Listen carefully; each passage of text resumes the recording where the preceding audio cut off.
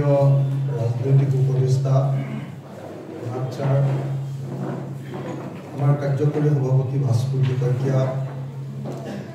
साधारण सम्पादक रासेल हुसैन डांगरिया उप सभापति अनिल बड़ो और जिखिनि कार्यकर्ता नेतृबर्ग आछे सकलोके प्रथमते नमस्कार जनाइছো। আজি যিসকলে জয়েন কৰিবলৈ আহিছে তাৰ ভিতৰত উল্লেখযোগ্য যিকেইজন তেখেতসকলৰ নামটো মই প্ৰথমতে সম্বোধন কৰি ল'ব খুজিছোঁ। মুনিন গগৈ, চৰাইদেউ ডিষ্ট্ৰিক্টৰ আম আদমি পাৰ্টিৰ প্ৰেচিডেণ্ট প্ৰাক্তন তেখেত মুনিন গগৈ, চৰাইদেউ ডিষ্ট্ৰিক্টৰ আম আদমি পাৰ্টিৰ প্ৰেচিডেণ্ট। চন্দনমতী ফুকন, আম আদমি পাৰ্টিৰ শিৱসাগৰ জিলাৰ সভাপতি। হিমাংশু গগৈ, লেডিয়া পেনেলিষ্ট, আম আদমি পাৰ্টিৰ ষ্টেট কমিটি। হিমাংশু গগৈ। ৰঞ্জিত কুমাৰ ৰয়, ষ্টেট ছেক্ৰেটাৰী, অসম তৃণমূল কংগ্ৰেছ। ৰঞ্জিত কুমাৰ ৰয়। ৰতন দাস, ধেমাজি ডিষ্ট্ৰিক্টৰ president, all Assam schedule caste ইউনিয়নৰ ধেমাজি ডিষ্ট্ৰিক্টৰ সভাপতি থাকে। সুবোধ তালুকদাৰ, ট্ৰেজাৰাৰ, কোচ ৰাজবংশী সন্মিলন, তেখেত আহি আছে, পাওঁ কৈছেহি, তেখেত আহি অলপ সময়ৰ পাছতে পাব। অজিত শইকীয়া, বেজেৰা মণ্ডল, বিজেপিৰ জালুকবাৰী কনষ্টিটুৱেঞ্চিৰ বেজেৰা মণ্ডলৰ এক্স জেনেৰেল ছেক্ৰেটাৰী। মানৱ কোঁৱৰ, আমাৰ ছাত্ৰ মুক্তি সংগ্ৰাম সমিতিৰ উপদেষ্টা। মানস কোঁৱৰ আছেনে? আমাৰ জিন্তু পাটগিৰি, সদৌ অসম জাতীয়তাবাদী যুৱ ছাত্ৰ পৰিষদৰ কেন্দ্ৰীয় সাংগঠনিক সম্পাদক জিন্তু পাটগিৰি জিন্তু পাটগিৰি। তো তেখেতসকলকো মই শ্ৰদ্ধা জনাইছোঁ। আৰু তাৰ লগতে যিসকলে ইয়াতে অংশগ্ৰহণ কৰিবলৈ আহিছে, যোগদান কৰিবলৈ আহিছে, ইয়াত উপস্থিত থকা সকলোৱে যোগদান কৰিবলৈ আহিছে, যোগদান কৰা প্ৰত্যেকজনকে মই প্ৰথমতে আমাৰ দললৈ আদৰণি জনাইছোঁ। আৰু দলৰ নীতি নিয়ম বা দলৰ সংবিধান আৰু দলৰ আদৰ্শ সম্পৰ্কে মই আপোনালোকৰ আগত দুটা চাৰিটা কথা ক'ব খুজিছোঁ। আমাৰ দলত যিসকলে আৰু এজন আছে, আছাদুল ইছলাম, আমচুৰ প্ৰাক্তন সভাপতি, মৰিগাঁও জিলা। আছাদুল ইছলাম আহিছে। আৰু খাইৰুল ইছলাম, এডভোকেট, লাহৰীঘাট। তো এতিয়া মই প্ৰথমতে আপোনালোকক কম যে সকলো ধৰ্মৰে যেনেকৈ এখন মূল গ্ৰন্থ থাকে, যেনেকৈ ধৰক হিন্দু ধৰ্মৰ গীতাখন, যেনেকৈ ধৰক মুছলমান ধৰ্মৰ কোৰাণখন, ইছলাম ধৰ্মৰ, যেনেকৈ ধৰক খ্ৰীষ্টান ধৰ্মৰ বাইবেলখন, আমাৰ ৰাইজৰ দলৰ এখন মূল গ্ৰন্থ আছে। এইখনৰ নাম হ'ল ৰাইজৰ দলৰ সংবিধান। মই দলৰ প্ৰত্যেকজন নতুন লিডাৰ যিসকলে আজি আমাৰ দলত যোগদান কৰিব আৰু সদস্য যিসকলে আজি আমাৰ দলত যোগদান কৰিব, তেখেতসকলক মই প্ৰথমতে অনুৰোধ কৰিম যে এই কিতাপখন, এই সংবিধানখন আপোনালোকে সকলোৱে এবাৰ পঢ়ি ল'ব, যাতে আমি প্ৰত্যেকে আমাৰ দলটোৰ নীতি নিয়মবিলাক, আমাৰ আদৰ্শ, আমাৰ দৰ্শন, আমাৰ নীতি নিয়ম, আমাৰ দলৰ গঠনতন্ত্ৰ, এই আটাইবিলাক যাতে ভালকৈ বুজি উঠিব পাৰোঁ, তাৰ কাৰণে প্ৰথম পঢ়িবলগীয়া কিতাপখনৰ নামটো হ'ল ৰাইজৰ দলৰ সংবিধান। এই সংবিধানখন আমি সকলোৰে হাতত দিম, আপোনালোকে সকলোৱে ল'ব পাৰিব। আৰু দ্বিতীয় যিটো বস্তু আমাৰ পঢ়িবলগীয়া বস্তু আছে, সেইটো হ'ল ৰাইজৰ দলৰ কৰ্মসূচী। যদি ৰাইজৰ দলে চৰকাৰ কৰিলে 2031 চনৰ ভিতৰত ৰাইজৰ দলে অসমত কি কাম কৰি পেলাব, তাৰ সমুদায় কৰ্মসূচী ইয়াত সন্নিৱিষ্ট কৰা আছে। প্ৰত্যেকটো ইছ্যু, জাতীয় ইছ্যুৰ পৰা, বিদেশী সমস্যাৰ প্ৰশ্নৰ পৰা, অসম চুক্তিৰ পৰা, 6 জনগোষ্ঠীৰ জনজাতিকৰণৰ পৰা, আকৌ যিসকল আজি বিভিন্ন ধৰণৰ সমস্যাত পৰিছে, যেনেকৈ ডি ভোটাৰৰ সমস্যাৰ পৰা প্ৰত্যেকটো প্ৰশ্নৰ উত্তৰ পাবৰ কাৰণে আৰু লগতে আমি কেনেকৈ অসমখন উন্নত কৰিম, কেনেকৈ আগুৱাই লৈ যাম, আমাৰ ভিজন কি তাক সম্পূৰ্ণ বুজিবৰ কাৰণে যিখন কিতাপত গোটেই বস্তুখিনি লিখি থোৱা আছে, সেই কিতাপখনৰ নাম আমাৰ সপোনৰ অসমখন, অসমবাসীৰ জাতীয় কৰ্মসূচী। এইখন হ'ল আমাৰ কৰ্মসূচী। এই দুখন কিতাপ পঢ়াটো আমাৰ প্ৰত্যেকজন সদস্যৰ কাৰণে, প্ৰত্যেকজন নেতাৰ কাৰণে এইটো অপৰিহাৰ্য। যেনেকৈ কোৰাণ নপঢ়াকৈ ইছলাম ধৰ্মী হ'ব নোৱাৰি, যেনেকৈ গীতা নপঢ়াকৈ আমি হিন্দু ধৰ্ম চৰ্চা কৰিব নোৱাৰোঁ, যেনেকৈ বাইবেল নপঢ়াকৈ আমি খ্ৰীষ্টিয়ান ধৰ্ম চৰ্চা কৰিব নোৱাৰোঁ, তেনেকৈ ৰাইজৰ দলৰ কাম কৰিবৰ কাৰণে এই দুখন গ্ৰন্থ অপৰিহাৰ্য। আপোনালোকক সকলোকে পঢ়ি ল'বৰ কাৰণে মই অনুৰোধ জনাইছোঁ। এতিয়া যদি আপোনালোকে সোধে যে আমাৰ দলটোৰ লক্ষ্য কি, আপোনালোকে সকলোৱে জানে যে আজিৰ দিনটোত বিজেপিয়ে কি কৈ থাকে। মই এটা কণ্ট্ৰাষ্ট দেখুৱাব খুজিছোঁ। বিজেপিয়ে কৈ থাকে যে এক দেশ এক শাসন ব্যৱস্থা, এক দেশ এক ধৰ্ম,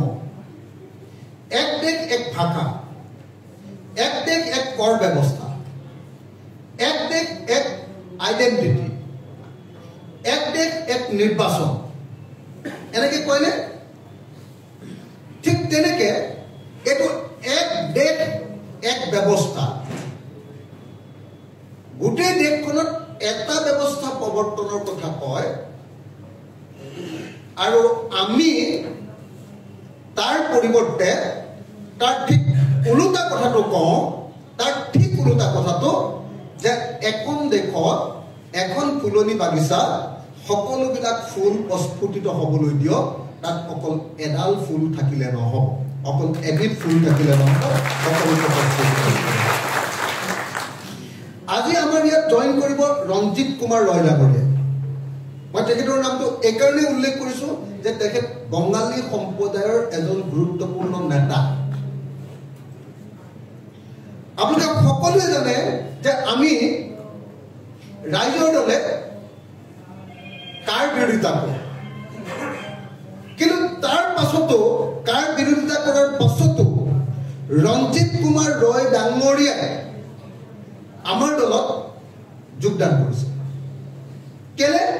আমাৰ দলত প্ৰত্যেকজন মানুহ, মই আহোম মানুহ দলৰ যিমান ইম্পৰ্টেঞ্চ আছে, বাঙালী মানুহজনৰো সমান গুৰুত্ব আমাৰ দলত আছে। মুছলিম মানুহজনৰ যিমান গুৰুত্ব আছে, আমাৰ বড়ো মানুহজনৰো সমান গুৰুত্ব। আমি প্ৰত্যেক মানুহকে আমি সমান গুৰুত্ব প্ৰদান কৰোঁ। বাঙালী সম্প্ৰদায়ৰ প্ৰত্যেকটো জাতীয় সমস্যা, তেখেতসকলৰ ডি ভোটাৰৰ সমস্যাৰ পৰা এতিয়া যে আধাৰ কাৰ্ড বনাবৰ কাৰণে অনৰ্থক চৰকাৰে বিস্তাৰ কৰি থকা সমস্যালৈকে প্ৰত্যেকটো সমস্যাৰ কেনেকৈ সমাধান কৰিব লাগিব, এই কথা আমাৰ সংবিধানখনত তন্নতন্নকৈ লিখি থোৱা আছে। আৰু মই ভাবো ৰঞ্জিত কুমাৰ ৰয়ে নিশ্চয় এই কথাবিলাক চাই গৈ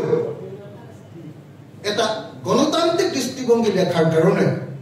আমি সকলোকে লৈ আগবাঢ়িবৰ কাৰণে চেষ্টা কৰাৰ কাৰণে কাকো কোনোবাই হয়তো ভাবিব পাৰে যে অখিল গগৈয়ে ৰাইজৰ দলে কাৰ বিৰোধিতা কৰে, গতিকে বঙালী মানুহক বেয়া পায় নেকি? একদম ওলোটা কথা, একেবাৰে ওলোটা কথা। বাঙালী মানুহক অসমৰ সকলো জাতি জনগোষ্ঠীৰ মানুহৰ দৰে আমি ভাল পাওঁ,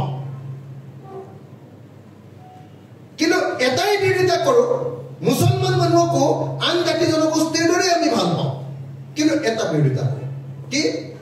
1971 পাছত অহা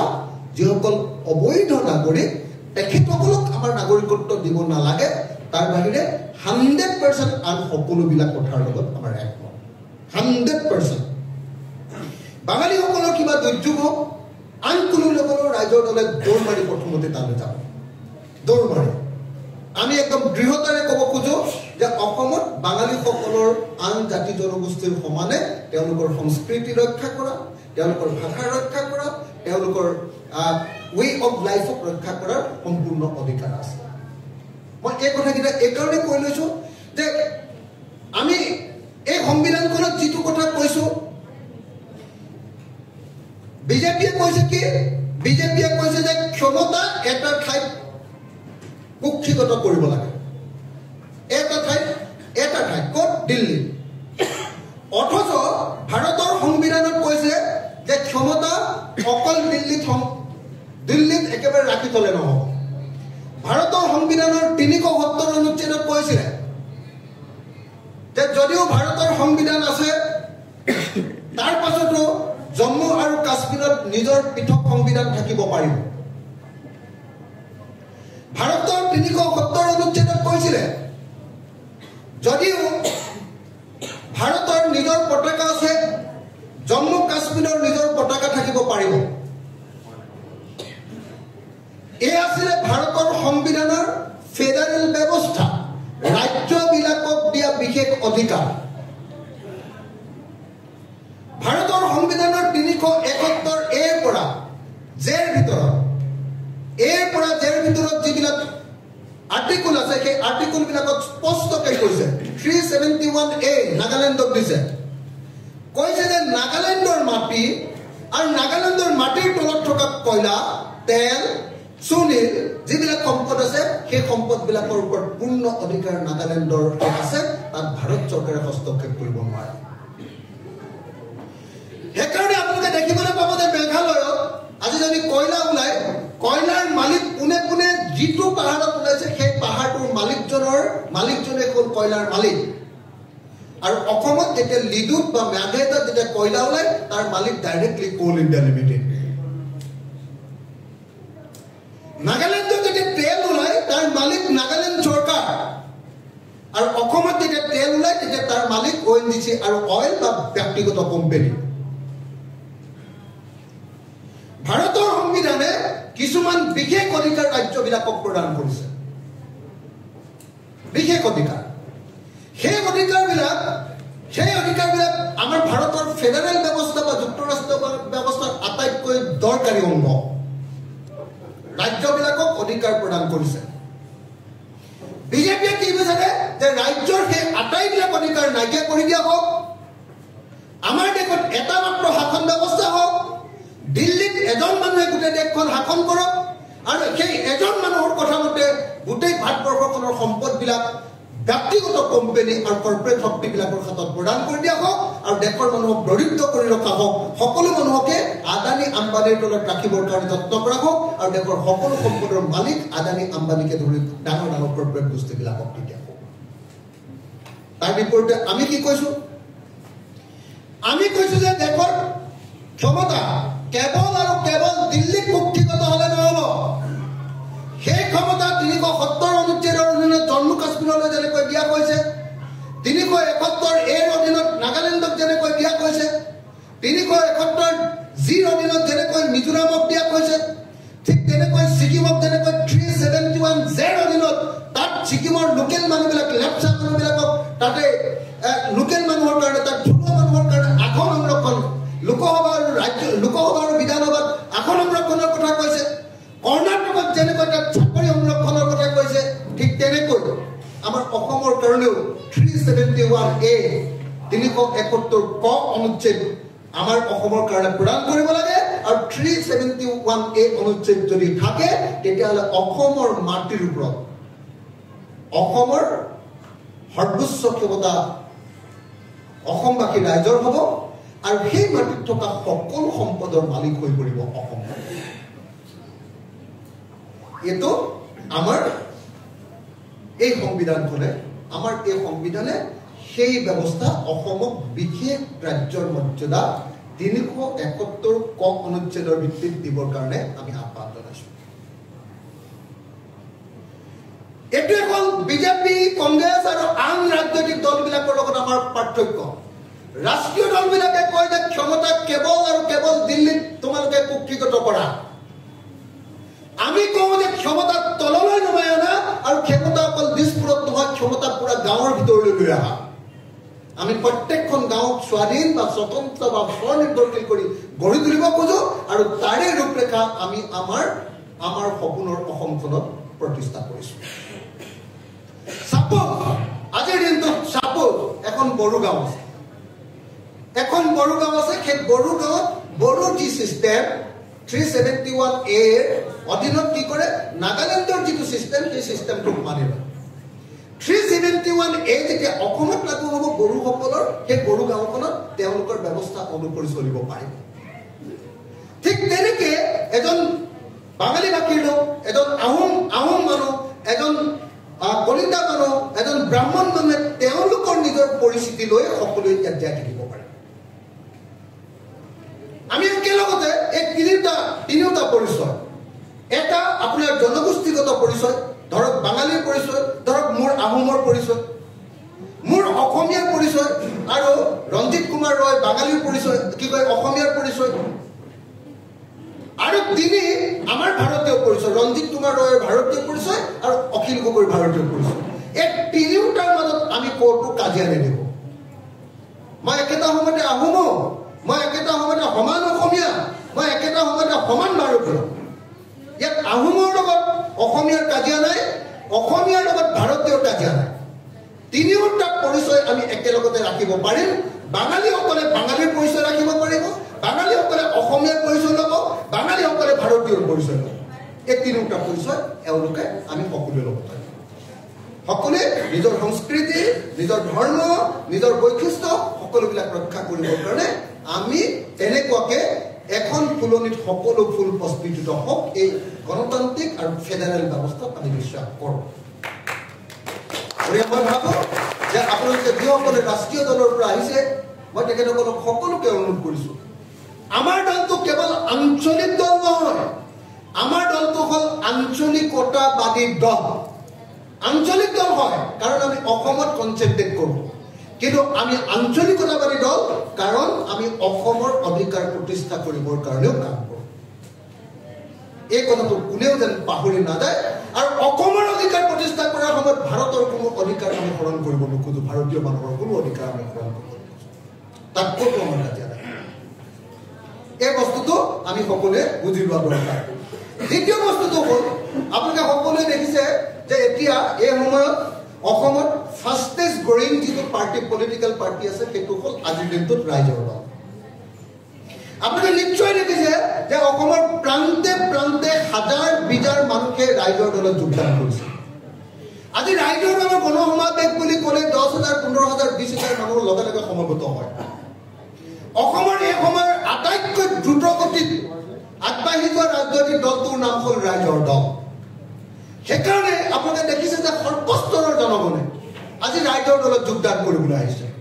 সৰ্বস্তৰৰ জনগণে ৰাইজৰ দলৰ প্ৰতি আগ্ৰহ প্ৰকাশ কৰিছে সকলো জাতি সকলো ধৰ্ম সকলো বৰ্ণ সকলো সম্প্ৰদায়ৰ মানুহে ইয়াতে অংশগ্ৰহণ কৰিবলৈ আহিছে মই ইয়াত যিকেইজন লিডাৰৰ নাম গাই দিলোঁ এই লিডাৰ কেইজনৰ নামতে আপোনালোকে দেখিছে যে সকলো ধৰ্ম সকলো বৰ্ণ সকলো জাতিৰ মানুহ ইয়াত আছে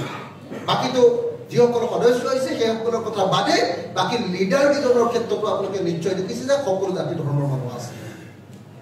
আমি কৈছোঁ যে যদি ৰাইজৰ দলে এইবাৰ চৰকাৰ গঠন কৰিব পাৰে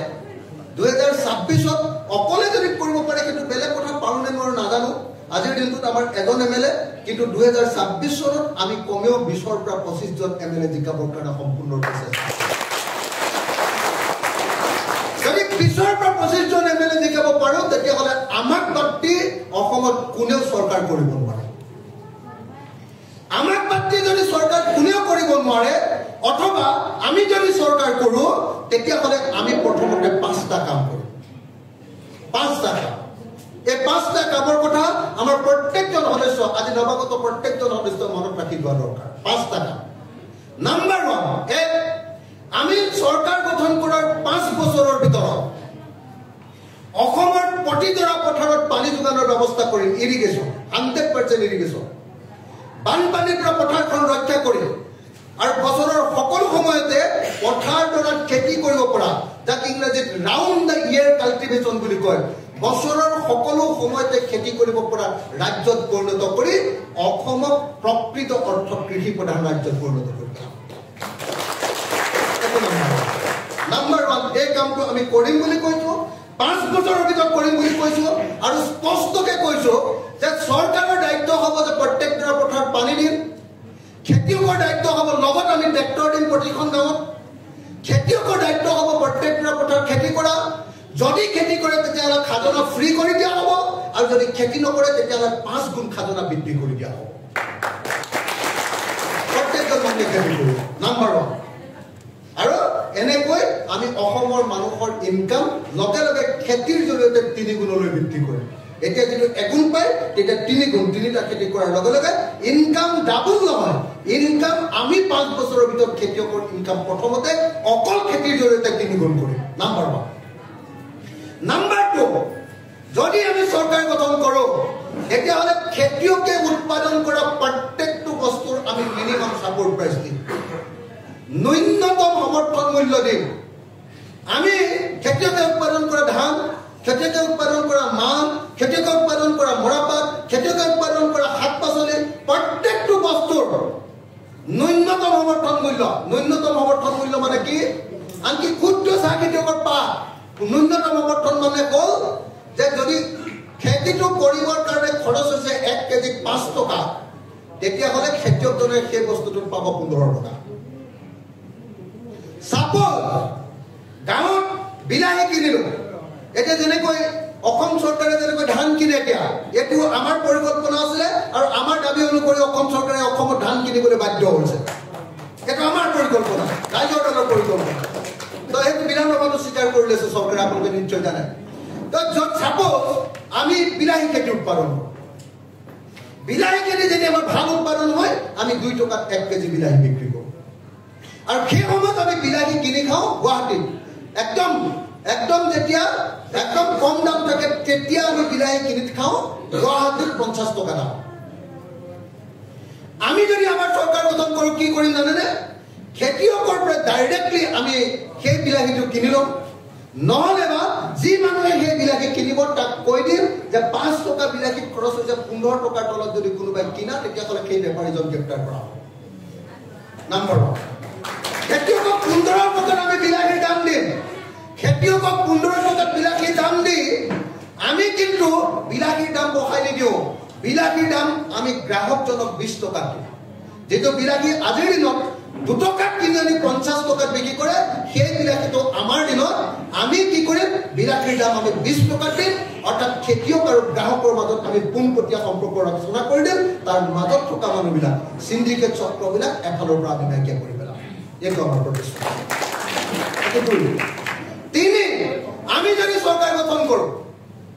যদি চৰকাৰ গঠন কৰোঁ আমাৰ 3 নম্বৰ কামটো হ'ব যে অসমৰ স্থানীয় মানুহৰ কাৰণে অসমত বসবাস কৰা স্থায়ী আৰু স্থানীয় মানুহৰ কাৰণে অসমৰ ব্যৱসায় বাণিজ্য অসমৰ মানুহৰ হাতলৈ অনা পথাৰ আমাৰ বজাৰ আমাৰ এই যিটো ধাৰণা আমাৰ হেৰিয়ে দিছিলে অম্বিকাগিৰি ৰাইজৰে কৈছিলে যে এখন ৰাজ্যৰ যেতিয়াকে ধনী হ'ব পাৰে যেতিয়া সেই ৰাজ্যৰ বাসিন্দাসকলে তাৰ স্থায়ী বাসিন্দাসকলে তেওঁলোকৰ পথাৰখনৰ ওপৰত আৰু তেওঁলোকৰ বেপাৰখনৰ ওপৰত অধিকাৰ লাভ কৰে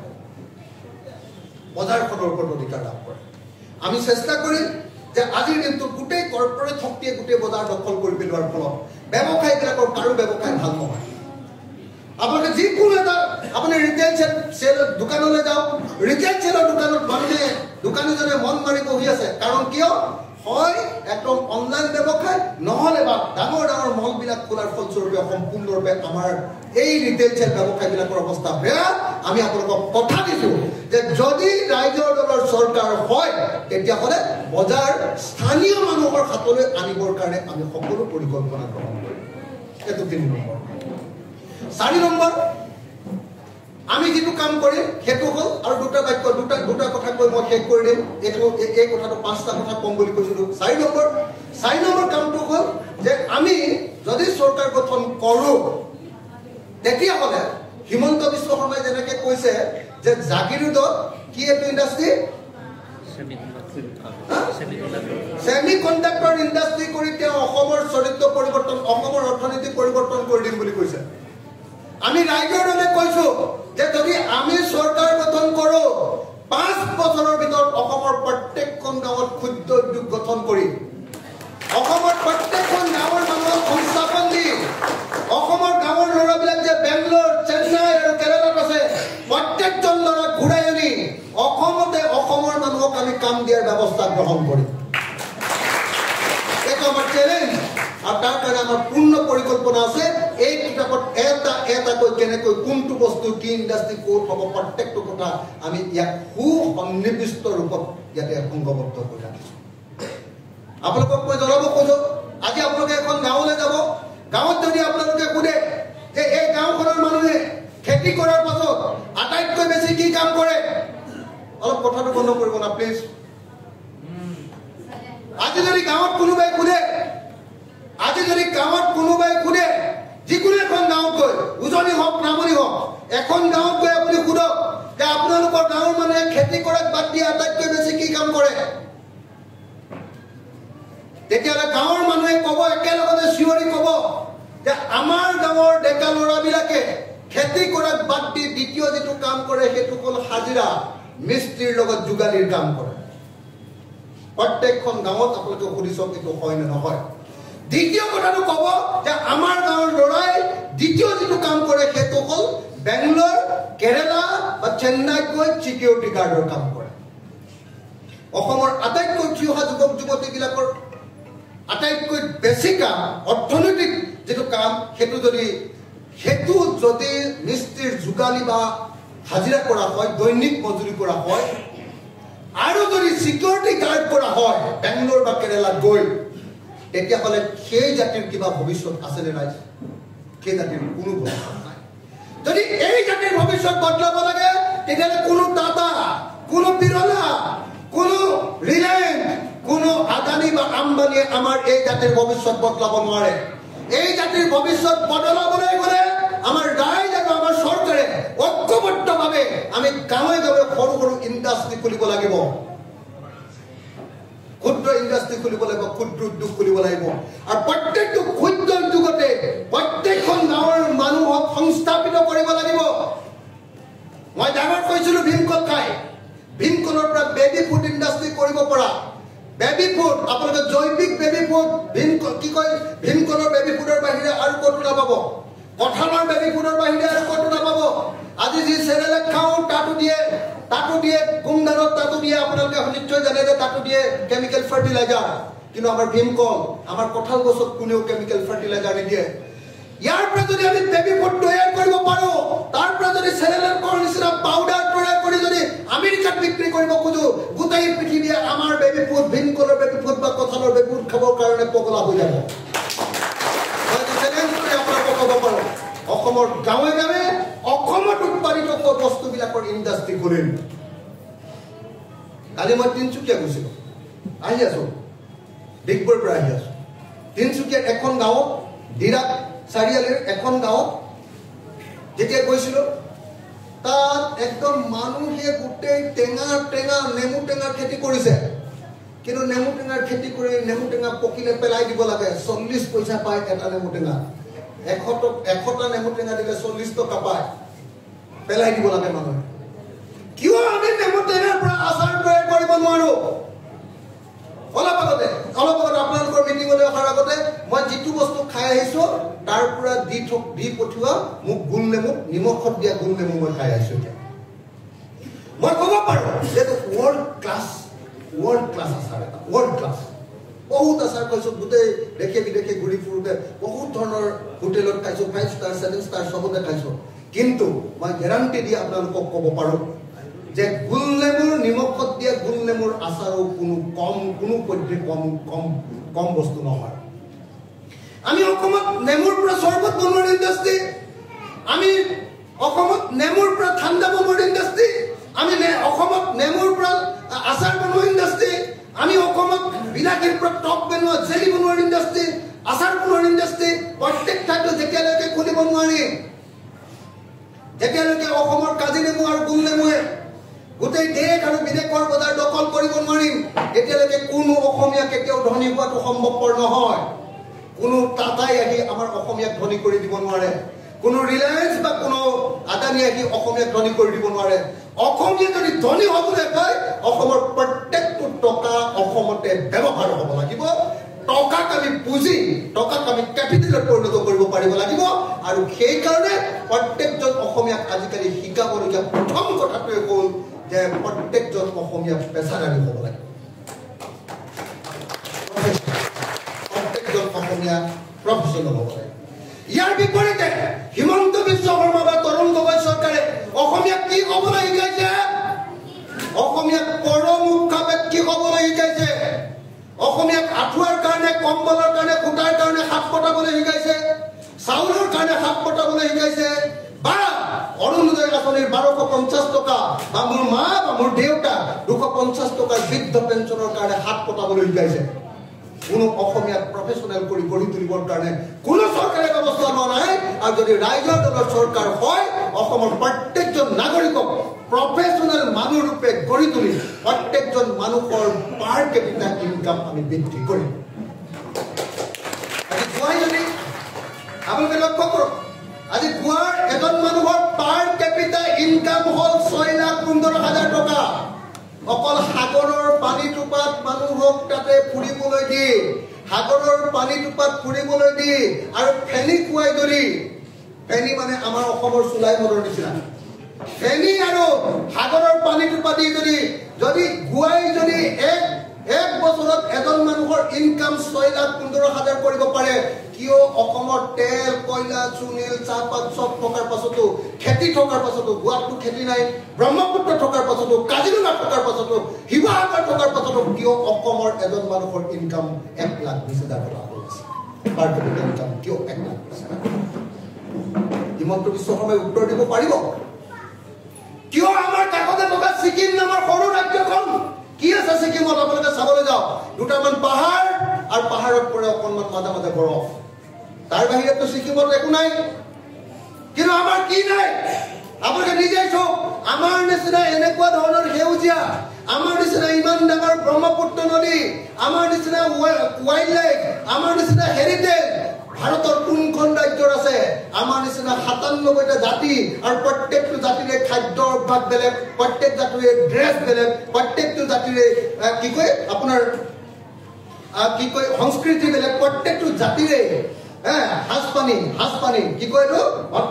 ভটকা বেলেগ চবৰে আহোমৰ হাঁচপানী খাব নে মিচিঙৰ চাইমদ খাব বড়োৰটো খাব নে ডিমাচাৰটো খাব ইমান বস্তু থকাৰ পাছতো কিন্তু আমি অসমক বনাব পৰা নাই সেইকাৰণে আমাৰ স্পষ্ট কথা যদি গুৱাই পৰ্যটন ৰাজ্য হিচাপে ইমান আগুৱাই যাব পাৰে ছিকিমে যদি পৰ্যটন ৰাজ্য হিচাপে ইমান আগুৱাই যাব পাৰে ৰাইজৰ দলে চৰকাৰ গঠন কৰাৰ 5 বছৰৰ ভিতৰত অসমক ভাৰতৰ শ্ৰেষ্ঠ পৰ্যটন ৰাজ্য ৰূপে গঢ়ি তোলা হ'ব আৰু প্ৰত্যেকজন অসমীয়াৰ গড় জনমূলীয়াই পাৰ কেপিটা ইনকাম 1,20,000 পৰা এতিয়া গুৱাৰ 6,15,000 আটাইতকৈ বেছি অন্তত পক্ষে অসমৰ 10 লাখ টকাত আমি প্ৰত্যেকজন অসমীয়া মানুহৰ পাৰ কেপিটা এই লক্ষ্যলৈ আমি ৰাজ্যৰ দল গঠন কৰিছোঁ এই লক্ষ্যৰে আমি আগুৱাই যাব খুজিছোঁ সমগ্ৰ অসমত এতিয়া ৰাইজৰ দলৰ প্ৰতি আগ্ৰহ বৃদ্ধি পাইছে সমগ্ৰ জাতি সকলো জাতি জনগোষ্ঠীৰ মানুহে আমাৰ দলত আহি ভিৰ কৰিছে আৰু এই মুহূৰ্তত সেইকাৰণে আমাৰ কাৰণে আটাইতকৈ ইম্পৰ্টেণ্ট কথাটো হ'ল দুটা এক নম্বৰ আমাৰ কাৰণে আটাইতকৈ ইম্পৰ্টেণ্ট কথাটো হ'ল যে এই মুহূৰ্তত জিকিব পৰা নাম্বাৰ 1 দলৰ প্ৰতি আনুগত্য থকা এইটো এক নম্বৰ আচলতে দলৰ প্ৰতি আনুগত্য বা দলৰ আদৰ্শতে পুৰা জিনি যোৱা নাম্বাৰ 1 নাম্বাৰ 2 উইনেবিলিটি থকা লিডাৰ তৈয়াৰ কৰা 126টা সমষ্টিৰ কাৰণে 126জন লিডাৰ তৈয়াৰ কৰাটো আমাৰ প্ৰথম আৰু প্ৰধান দায়িত্ব আমাৰ দ্বিতীয় দায়িত্বটো হ'ল অসমৰ প্ৰত্যেকটো জাতি জনগোষ্ঠী প্ৰত্যেকখন গাঁও প্ৰত্যেকখন বাগান প্ৰত্যেকখন লাইন প্ৰত্যেকটো টাউনৰ বস্তি এলেকা আৰু চৰ চাপৰি এলেকাৰ ভিতৰলৈ সোমাই গৈ প্ৰত্যেকজন মানুহৰে হৃদয় জিনি অসমৰ প্ৰত্যেকটো বুথ কমিটি তৈয়াৰ কৰি 2026 চনৰ নিৰ্বাচনত বিজেপি দলক ব্ৰহ্মপুত্ৰত দলিয়াই পেলোৱাটো হ'ল আমাৰ আটাইতকৈ ডাঙৰ আমি দুটা দলক 2026 চনত ব্ৰহ্মপুত্ৰত উঠুৱাই দিব খোজো এটা হ'ল হিমন্ত বিশ্ব শৰ্মা নেতৃত্বাধীন হিন্দু সাম্প্ৰদায়িক দল বিজেপি আৰু আনটো হ'ল বদৰুদ্দিন আজমল ডাঙৰীয়াৰ নেতৃত্বাধীন মুছলমান মৌলবাদী দল AIDF। এই দুয়োটা দলকে 2026 চনৰ নিৰ্বাচনত আমি ইয়াতে গুৱাহাটীতে চকীয়ে টকীয়ে ধৰি বান্ধি আমি ব্ৰহ্মপুত্ৰত দলিয়াই দিব খোজো আৰু তেওঁলোকক এই কাম কৰিবৰ কাৰণে আমি সকলোৱে এতিয়া ঐক্যবদ্ধভাৱে লাগি গৈছো। মই আপোনালোকক অনুৰোধ জনাম আমাক তেনেকুৱা আদৰ্শবাদী কেইজনমান নেতা লাগে, আমাক আদৰ্শবাদী তেনেকুৱা লিডাৰ লাগে, আমাক আদৰ্শবাদী তেনেকুৱা কৰ্মী লাগে যি ক'ব যে 10 বছৰ ৰাইজৰ দলত দিম আৰু 10 বছৰৰ ভিতৰত অসমৰ চৰিত্ৰ সম্পূৰ্ণৰূপে বদলি কৰি দিম, অসমৰ চেহেৰাই বদলি কৰি দিম। মই আপোনালোকক সেইকাৰণে কৈছো ৰাইজৰ দলত আপোনালোকে কাম কৰিবলৈ অহাটো কেৱল আপোনালোকে পঞ্চায়তৰ মেম্বাৰ হ'বলৈ অহা নহয়, কেৱল আপোনালোকে জিলা পৰিষদৰ মেম্বাৰ হ'বলৈ অহা নহয়, আপোনালোকে MLA বা MP হ'বলৈ অহা নহয়। ৰাইজৰ দলত যদি আপোনালোকে যোগদান কৰিছে আৰু ৰাইজৰ দলৰ কাৰণে যদি সঠিকভাৱে কাম কৰিছে তেতিয়াহ'লে অহা 10 বছৰৰ ভিতৰত অসমৰ চেহেৰা সলনিত হৈ যাব। আৰু সেইকাৰণে এই সময়ত ৰাইজৰ দলত কাম কৰাটোৱেই অসমৰ জাতীয় জীৱনৰ আটাইতকৈ গুৰুত্বপূৰ্ণ কাম বুলি মই বিবেচনা কৰোঁ। প্ৰত্যেকজন নাগৰিকক আজি আমাৰ দললৈ আদৰণি জনাইছো, সকলোকে সংবিধানখন পঢ়িবৰ কাৰণে, সকলোকে কৰ্মসূচীখন পঢ়িবৰ কাৰণে, আমাৰ সপোনৰ অসমখন এইখন পঢ়িবৰ কাৰণে আহ্বান জনাইছো। আৰু সকলোকে কথাবিলাক বুজি বাজি আগবাঢ়ি আহি সঁচা সঁচিকে সকলোৱে মিলি মই আকৌ কৈছো আমাৰ দলৰ ভিতৰত সকলো জনগোষ্ঠীৰ সমান অধিকাৰ আছে। আমি কাকো ওপৰত আৰু কাকো তলত নাৰাখো। সকলো জাতি জনগোষ্ঠীয়ে আমাৰ দলৰ ভিতৰত সম্পূৰ্ণ গণতান্ত্ৰিক চেতনা পাব। আৰু কোনেও যাতে সাম্প্ৰদায়িক কথা দলৰ ভিতৰত নকয় মই আজি আপোনালোকক সকলোকে সোঁৱৰাই থৈছো, নকওঁ। আমাৰ দলৰ ভিতৰত সাম্প্ৰদায়িকতাক আমি কেতিয়াও ব্যৱহাৰ নকৰোঁ।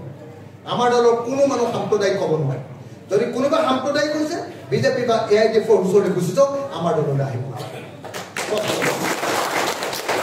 মই ইমানখিনি কথা কৈয়ে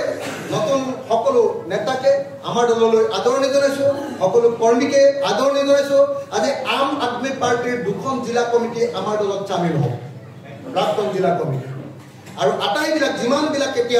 যিমানবিলাক আছে এফালৰ পৰা সকলো যিবিলাক বিভিন্ন ৰাজনৈতিক দলৰ যিবিলাকে গুৰুত্ব লাভ কৰা নাই, যিসকলে গুৰুত্ব পাব লাগিছিলে, যিবিলাক আদৰ্শৱান মানুহ, আটাইবিলাক দলৰ পৰা আমাৰ লগত যোগাযোগ চলি আছে। 2026 চনত সঁচা সঁচিকে আপোনালোকে এটা বেলেগ ধৰণৰ ব্যৱস্থা দেখিবলৈ পাব। মই সেইকাৰণে স্পষ্টকৈ ক'ব খোজো যে আজিৰ দিনটোত অসমত ফাষ্টেষ্ট গ্ৰয়িং আটাইতকৈ দ্ৰুত গতিত আগবাঢ়ি যোৱা দলটোৰ নাম হ'ল ৰাইজৰ দল। আৰু সেইকাৰণে সকলোৰে চকুৰ এটা সপোন আহিছে যে ৰাইজৰ দলে 2026 চনত চৰকাৰ পৰিৱৰ্তন কৰিব, ফেচিবাদক সাম্প্ৰদায়িকতাবাদক অসমৰ পৰা বিদায় দিব আৰু আমি অসমত গণতান্ত্ৰিক আৰু প্ৰকৃত প্ৰগতিশীল জাতীয়তাবাদী চৰকাৰ গঠন কৰিব পাৰিম। এই আশা কৰি মই মোৰ বক্তব্য সামৰণি মাৰিছো আৰু আপোনালোক সকলোকে দললৈ আদৰণি জনাই মই এটা শ্লোগান দিব কৈছো। সকলোকে এটা শ্লোগানত অংশগ্ৰহণ কৰিবৰ কাৰণে অনুৰোধ জনাই বৈ ইনকলাব